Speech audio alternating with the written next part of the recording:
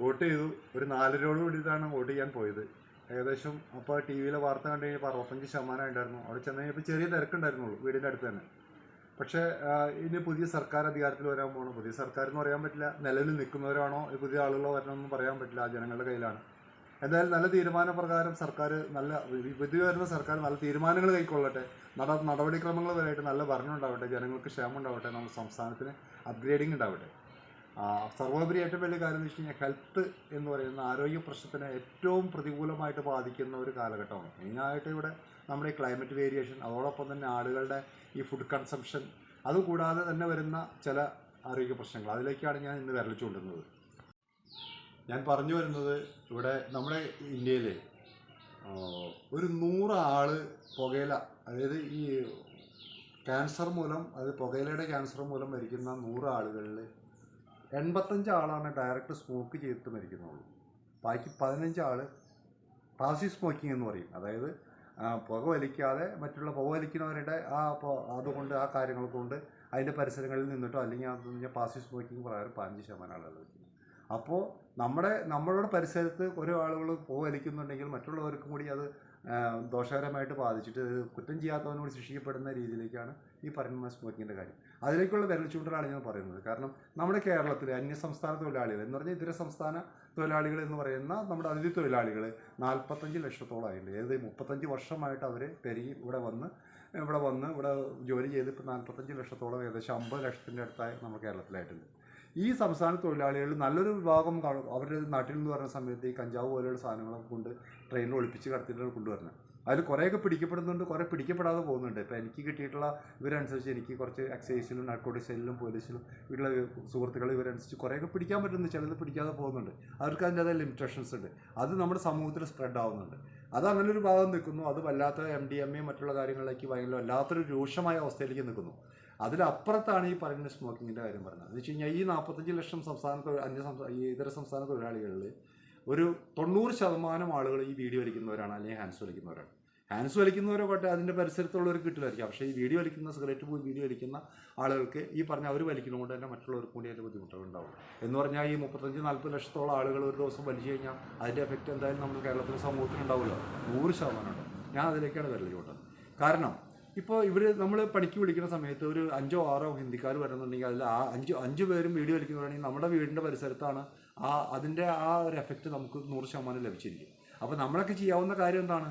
അങ്ങനെയുള്ളവരെ അപ്പോൾ ഇനിയിപ്പോൾ നമ്മൾ പണിക്ക് വിളിക്കാൻ പോയി അങ്ങനെയുള്ളവരെ നമ്മൾ കഴിവെങ്കിൽ ഒഴിവാക്കിയിട്ട് അത് വലിക്കാത്തത് വരാൻ പറയും. അപ്പോൾ നമുക്കതിനെ നിയന്ത്രിക്കാൻ പറ്റും. അപ്പോൾ അവർക്ക് തന്നെ തോന്നും ഇത് പണി കിട്ടാത്ത രീതിയിൽ അവർ തോന്നും. പിന്നെ ചെയ്യാവുന്ന കാര്യം എന്ന് വെച്ച് കഴിഞ്ഞാൽ ഇപ്പം നമ്മുടെ പരിസരങ്ങളിൽ, നമ്മുടെ വീടിനടുത്തുള്ള കടകളിൽ, മിക്കവാറും പലചരക്ക് അല്ലെങ്കിൽ ചെറിയ കടകളിലൊക്കെ ഈ പറഞ്ഞ മാതിരി ഈ സിഗരറ്റും ഇവർക്ക് വേണ്ട ബീഡിയും മറ്റേ ഹാൻഡ്സും മറ്റുള്ള സാധനങ്ങളൊക്കെ വിൽക്കുന്നുണ്ട്. ഇവിടെ നമ്മുടെ സൂപ്പർ മാർക്കറ്റുകൾ പെരുകി കഴിഞ്ഞപ്പോൾ ലോക്കൽ നമ്മുടെ നാട്ടിൽ ഈ ചെറിയ പലചരക്കടകളിലും കച്ചവടം ഇല്ലാണ്ടായി കഴിഞ്ഞാൽ ചെറിയ ചായക്കടകൾ ഉണ്ടാവും, ചില പലചരക്കടകളുള്ളൂ. കച്ചവടം ഇല്ലാണ്ടായി കഴിയുമ്പോൾ അവിടെ ഈ പറഞ്ഞ എൻ്റെ വീടിൻ്റെ പരിസരത്തൊക്കെ ഉണ്ട്, അതുകൊണ്ട് അറിവിലേക്ക് ഞാൻ പറയുന്നത്. അപ്പോൾ ഈ സാധനം ഈ സിഗരറ്റ് ഇവർക്ക് വേണ്ട സിഗരറ്റും ബീഡിയൊക്കെ കൊടുത്തിട്ട് അവർക്ക് എന്ന് വെച്ചാൽ നല്ലൊരു പെർസെൻറ്റേജ് ലാഭമുണ്ട്. അപ്പോൾ അതുകൊണ്ട് അവരെ കൊണ്ട് തന്നെ കഴിയുന്ന കുറേ ചെറിയ കച്ചവടക്കാരും ചെറിയ കടക്കാരും ഉണ്ട്. വിഷമത്തോടുകൂടി പറയുകയാണ്.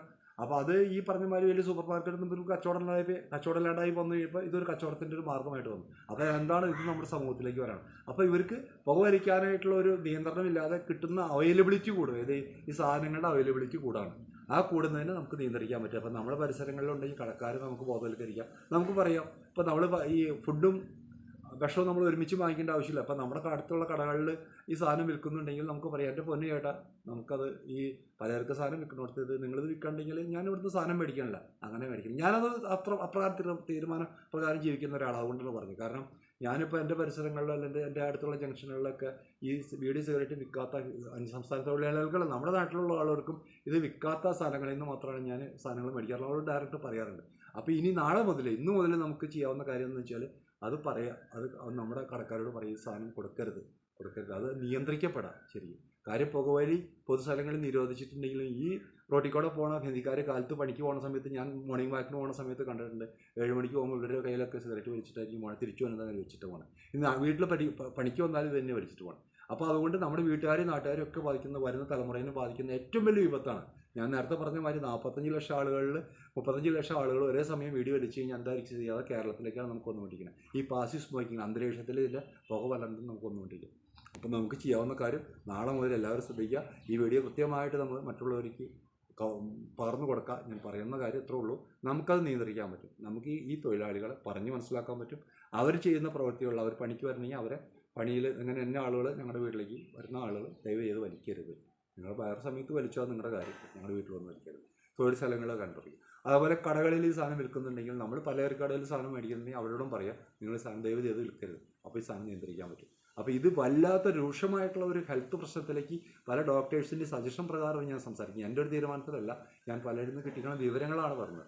അത് പകർന്നു തരാനായിട്ട് ഈ ഇലക്ഷൻ്റെ ദിവസം തന്നെ ഞാൻ എടുക്കുന്നതെന്ന് പറഞ്ഞാൽ നമ്മളൊരു പുതിയ സർക്കാർ വരാൻ പോകണം.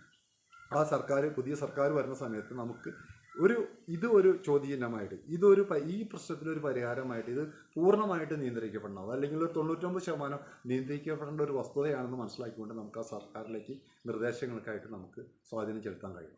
ഇപ്പം നമ്മുടെ കൂട്ടത്തിൽ തന്നെ MLA-മാരുണ്ട്, മന്ത്രിമാരുണ്ടാവും, നമ്മുടെ സുഹൃത്തുക്കളായിട്ടുള്ളവരുണ്ടാവും, നമ്മുടെ മറ്റുള്ള ജനപ്രതിനിധികളുണ്ടാവും, പോലീസ് ഓഫീസേഴ്സ് ഉണ്ടാവും, മറ്റുള്ള ഉദ്യോഗസ്ഥ വൃന്ദങ്ങളുണ്ടാവും, നടപ്പിലാക്കേണ്ട വൃന്ദങ്ങളുണ്ടാവും, പഞ്ചായത്ത് അതോറിറ്റി ഉണ്ടാവും. എല്ലാവരുടെയും മനസ്സിൽ ഈ പറഞ്ഞ കാര്യങ്ങൾ ആശയപരമായിട്ട് നിങ്ങളത് ഉൾക്കൊള്ളാം. എന്നിട്ട് വേണ്ട സ്ഥലത്ത് ചെയ്യുക. ഇതിനെ നിയന്ത്രിക്കണം, നിയന്ത്രിക്കപ്പെടണം.